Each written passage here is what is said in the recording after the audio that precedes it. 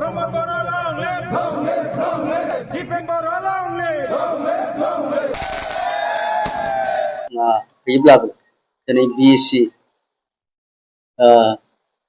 1993 मायथाइयाव जाबाय, बिटिसि जाबाय 2003 मायथाइयाव, बिटिआर ग्रेप्टार जाबाय 2020 मायथाइनि 24 जानुवारि।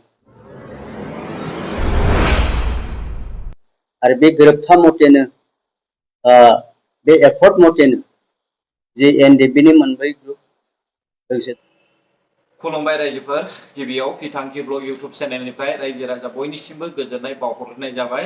स' रायजोफोर, दिनै आङो नोंथांमोननि सिगाङावहाय गोदान मोनसे भिडिअ लानानै फैबावनाय जाबाय।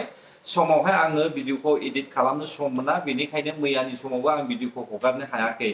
रायजो राजा नोंथांमोना मिथिखाबाय, गिबियावनो आं इन्ट्र' हगारनानै होखाबाय दिनै सोरनि थाखाय सावरायनाय जागोन। रायजोफोर, नोंथांमोना ओरै सावगारियाव नाय, नैबे सावगारियावहाय मोनसे कर्टनिफ्राय अर्डार फैदों। बेखौ नुनानै जानो हागौ सनितपुर बिश्वनाथनि रायजो राजा बिथांमोना जोबोद गोजोननाय मोनदों। आरो जोङो बेखौ नायोब्ला बे सानजाहा सिमा बारायनाया साक्सेसफुल जाबाय रायजोफोर। मोन 60थानि जायगायावहाय मोन 87था बे गामिया सोसनजानायनि बेयावहाय क्लियारलि लिरनाय दङ। जानांगौ नोंथांमोनाबो गोजोननाय मोनदों। आरो जायफ्रा सनितपुर बिश्वनाथ, जायफ्रा बिटिआर आव हाबबाय, बिथांमोना जोबोद खुसि जादों जानो हागौ। दा बेनिखायनो आं बिनि सायाव फंनैसो बाथ्रा सावरायनो फैदों रायजोफोर। स्पेशली बेयो सनितपुर बिश्वनाथ जिल्लानि, बिथांमोना जोंनि बिटिआरनि बाहेरावमोन। दा बिथांमोनखौहाय बिटिआर आवहाय सोसनदेरनाय जाबाय। आरो फैबाय थानाय जे बिटिसि इलेक्शन, बेयावहाय बिथांमोनाबो भट होनो मोनसिगोन। दा बेनिखायनो बिथांमोना बमा गावनानैहाय रंजादों दिनैनि समावहाय। दा बेनि सायावहाय गारबोनाय माखासे समफोरावहाय अपोजिशन पार्टीनि गोबांथार सोंखारिनाय जोङो नुनो मोनदोंमोन। यानिकि इउपिपिएल पार्टीनि जे बिटिआर एकर्ड, बेखौहाय अमर सिंह ब्रह्म सारआ सावनायनि बाथ्राबो बुंबोदोंमोन। फैयै फैयै जोङो दिनैहाय नुनो मोनबाय बिटिआर एकर्डनि गिबि दफाया मावफुंजाबाय, साक्सेसफुल जाबाय रायजोफोर। दिनै कर्टनिफ्राय अर्डार फैबाय। दा बिनि सायावहाय अपोजिशन पार्टीनि जे बिपिएफ पार्टीखौ सापर्ट खालामग्रा दैदेनगिरिफोरजों लोगोसे सापर्टार्सफोर, बिथांमोनाबो इउपिपिएल सरकारखौहाय मावनो हाया होननानैहाय गोबांथार बाथ्रा बुंबोबाय। नाथाय फैयै फैयै जोङो नुनो मोनबाय इलेक्शननि सिगां बे समावहायनो इउपिपिएलनि थाखाय जे एकर्ड खालामनाय सानजा सिमा बारायनाय, नैबे खामानिया साक्सेसफुल जाबाय। बेयावहाय गोबांथार अपोजिशन पार्टीनि मानसिफ्रा बुंदोंमोन जे बेयो बारायनाय नङा, यानिकि खमायगोनसो। बे बाथ्राखौहाय जोङो खोनाबोबाय थादोंमोन। नाथाय दिनैनि समाव जोङो नुनो मोनबाय बारायबाय। बियो सोसनजाबाय, एरख'जायाखै। दा बिनि सायावहाय दावराव देख्रेब नोंथांमोना कास्टम बसुमतारी, बिक्रम दैमारी, प्रहलाद ब्रह्म, रिन्जय बर' आरो लोगोसे प्रमेला रानी बायद'मोना मा बुंनो सानो? ना बे पेपारखौबो डुप्लिकेट होननानै बुंगोन नामा दिनैनि समावहाय? दा बेनिखायनो आं आसा खालामदों बिटिआर एकर्डनि दफाया मोनसेनि उनाव मोनसे मोनफ्रोमबो जाफुंगोन। नायलांबाय था रायजोफोर, नंखाय नंदोंब्ला। दिनै जोङो नुनो मोनदोंमोन बे सानजाहा सिमा बारायनायनि सायावहाय गोबांथार पलिटिक्स गेलेनाय अपोजिशन पार्टीफोरखौ।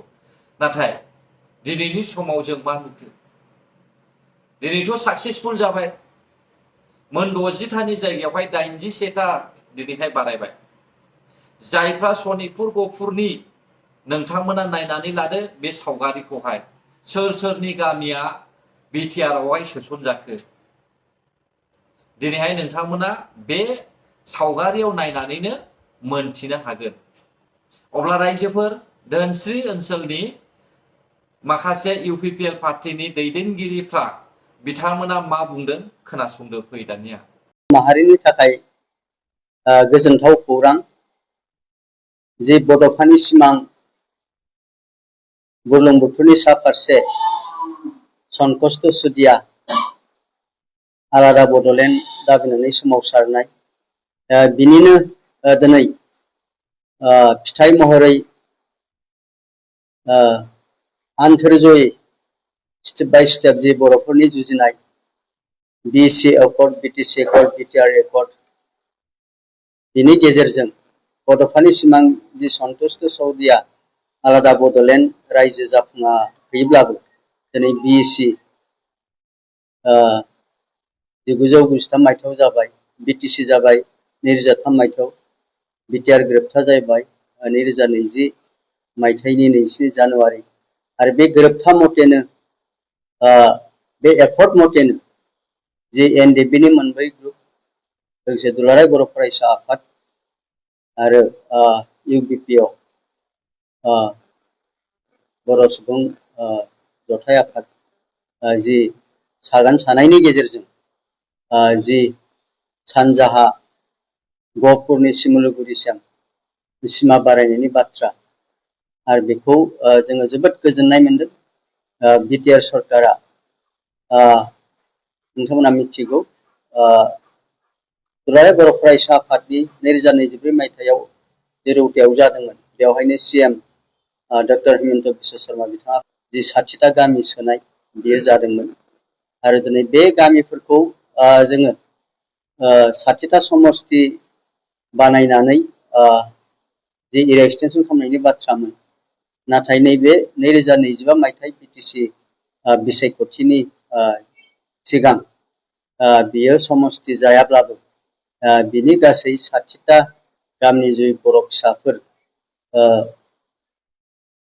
40,400 जि 44,000 44,000 बेखिनि बर' फिसाफोरा फैबाय थानाय 2025 बिटिसि बिसायख'थियाव भट होनो मोनगोन आरो बिनि थाखाय बेजों लोगोसे आरो माखासे दरंनि बा गुबुन गुबुन जि आसामनि पार्टआबो जोंनो नैबे बिटिआर एकर्डआव हाबदों बे हिसाबै जोङो नैबे तारिखनि नटिफिकेसन बेनि जुगिदि गासै 81टा 81 भिलेजेस भट होनो मोनसिगोन बे गामिनि बा बै गामिनि 81 भिलेजनि गासै भटार्स बिथांमोना गुबुन गुबुन समस्तियाव भट होनो मोनगोन जेरै रौतायाव बेबायदि 19टा गामि बिदिनो हरिसिंगायाव 19टा गामि जोंनि धनस्रियाव 29टा गामि बिदिनो बागानपारायाव 4 गामि गयबारियाव 6टा गामि मुदैबारियाव 1 गामि खालिंगराव 1 गामि बेबायदि आरो फासनि सेरफाङाव 2 गामि बिथांमोना बे समस्तिफोरावहाय बुजाब जाबाय आरो बिथांमोना भट होनो मोनसिगोन जों बिथांमोनखौ बरायदों आरो स्पेसियेलि जों धनस्रि समस्ति जानानै आं आफादगिरिजों लोगोसे चिफ एडभाइजार बाबुल खाख्लारिजों लोगोसे गाहाय नेहाथारि बाबिल दैमारि आरो डिस्ट्रिक्ट इउथनि भाइस प्रेसिडेन्ट किशोर बसुमतारी इउथनि जोंहा आफादगिरि राजिब नार्जारिजों लोगोसे ब्लकनि गासै दैदेनगिरि जोङो जोबोद गोसो गुदुङै जोङो बरायदों मस्टलि जोंहा गुफुर हालामनि बिश्वनाथनि जे गासै 29टा गामि दरंनि मोनसे बेकार कास्ट बे मोनसे हाबबाय आरो 28टा जोंहा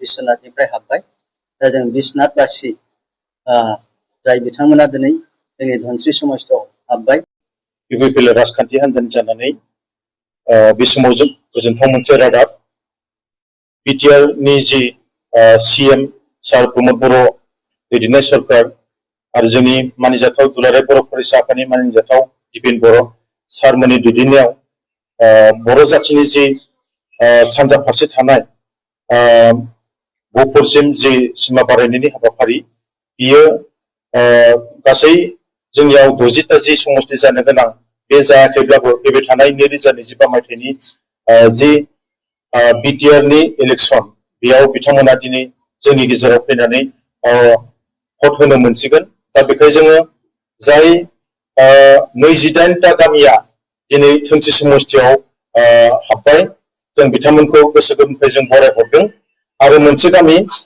दरंनिफ्राय जाय मोनसे गामिया हाबबाय जों बिथांमोनखौबो जों बरायदों मानोना बिथांमोनाबो दिनै जोंनि नं 3723 UPPL राजखान्थि हान्जायाव बिथांमोनाबो जोंजों लोगोसे एखेहैनो भट होनो मोनसिगोन आरो जोङो खौसेथिनो नैबे जौगानायनि खामानिखौ मावनो थाखाय जों नाजादों।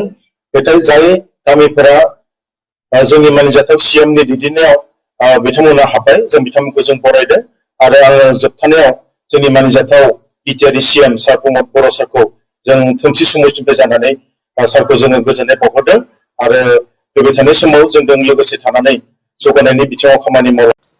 नोंगौ जों क्लियारलि खोनाबाय बिथांमोना जोबोद रंजादों। बिथांमोननिफ्राय सनितपुर गहपुर ओनसोलनिफ्राय खमैबो 45,000निबो बारा सुबुङा भट होनो मोनसिगोन बेखौहाय बिथांमोना आसा खालामबाय आरो बिटिआर गभर्नमेन्टनि थाखायबो जोबोद गोजोनथाव बाथ्रा। जोङो इउपिपिएलनि सिएम प्रमद बर' सारखौहाय बाख्नायनांगोन रायजोफोर दिनैनि समावहाय। सोरबा गुबुन गुबुन पार्टिखौहाय माब्लाबाबो नोंसोरो सापर्ट दा खालाम। बिथाङानो जोंनि बर' हारिनि थाखाय गासैखौबो मावनानै होलांजोबगोन। नोंथांमोना नायलांबाय था। बेनिखायनो आं आसा खालामदों साफ्रोमबो सुबुङा इउपिपिएल सरकारखौनो सापर्ट खालामगोन होननानै।